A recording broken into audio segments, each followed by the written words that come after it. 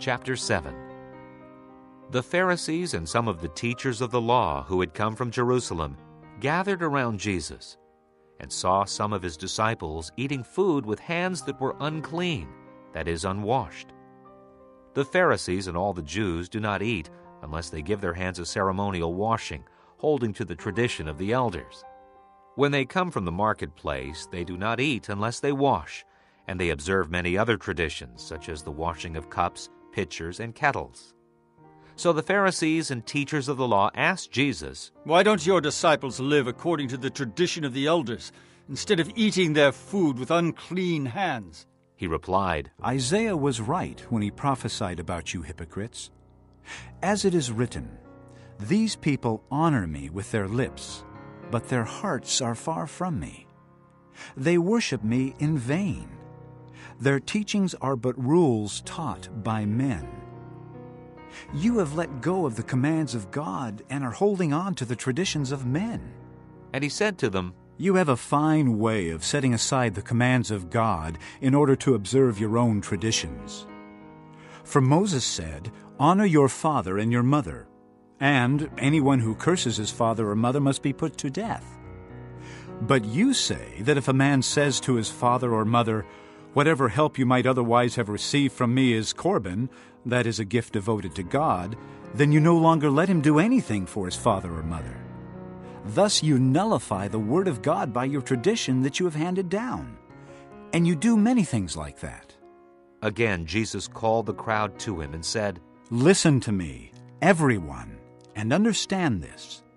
Nothing outside a man can make him unclean by going into him.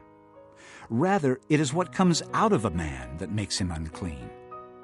After he had left the crowd and entered the house, his disciples asked him about this parable. Are you so dull? He asked, Don't you see that nothing that enters a man from the outside can make him unclean?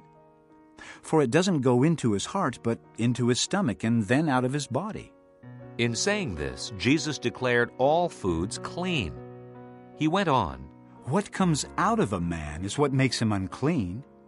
For from within, out of men's hearts, come evil thoughts, sexual immorality, theft, murder, adultery, greed, malice, deceit, lewdness, envy, slander, arrogance, and folly.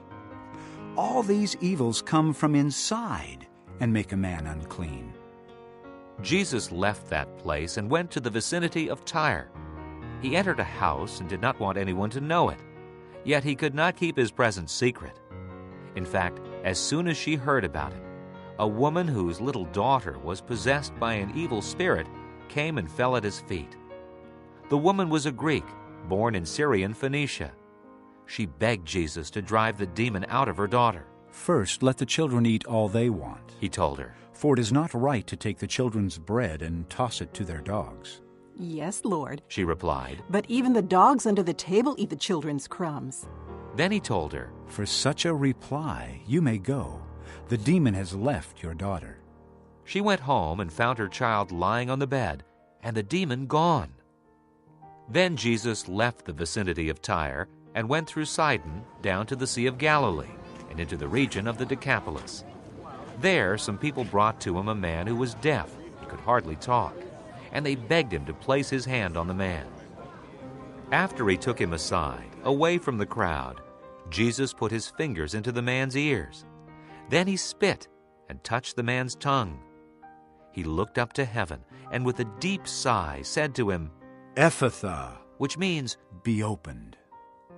At this the man's ears were opened.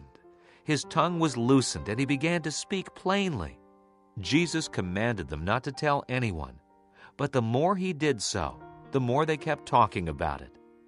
People were overwhelmed with amazement. "He has done everything well," they said. He even makes the deaf hear and the mute speak. Chapter